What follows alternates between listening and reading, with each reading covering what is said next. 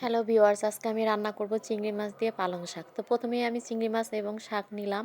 নেওয়ার পরে হচ্ছে আমি কড়াই তেল দিলাম। তেল দেওয়ার পরে পেঁয়াজ, মরিচ, রসুন দিলাম।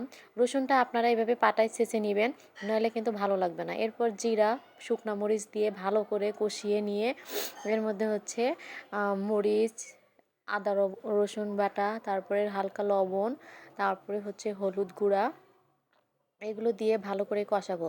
যতক্ষণ পর্যন্ত কষানোর উপর তেল না উঠবে ততক্ষণ পর্যন্ত কষাতে থাকবো। তারপরে এর মাঝে হচ্ছে আমি চিংড়ি মাছ ছেড়ে দিব। চিংড়িটাকে ভালোভাবে কষিয়ে নিতে হবে, না নিলে কিন্তু ভালো লাগবে না। এরপরে যেহেতু হচ্ছে পালং শাক আমাদের হচ্ছে অনেক পাতলা এবং হচ্ছে হালকা আঁচেই হয়ে যায়, সেহেতু আমরা পালং শাকটাকে আমরা বেশিক্ষণ কষাবো না। বেশিক্ষণ কষালে শাকটা বেশি সিদ্ধ হয়ে যায়, ভালো লাগে না। তো যাই হোক, মাছটা সিদ্ধ হওয়ার পরে আমি চিংড়িটা ভালোভাবে কষিয়ে এর ভিতরে হচ্ছে মশলার মধ্যে আমি একবারে শাক ছেড়ে দিচ্ছি। তো কিছুক্ষণ সিদ্ধ হওয়ার পরে আমি এটাকে ভালোভাবে কষিয়ে নিব। কষিয়ে নেওয়ার পরে এটি হচ্ছে যখন ঘন আঠালো হয়ে আসবে পানিটা, তখন হচ্ছে আমি এটিকে হচ্ছে দেখেন কত সুন্দর লাগতেছে দেখতে। একদম গ্রেভি গ্রেভি। যখন গ্রেভি হবে তখন আমি এখন এটিকে আমি হচ্ছে একটি বাটিতে ঢালবো।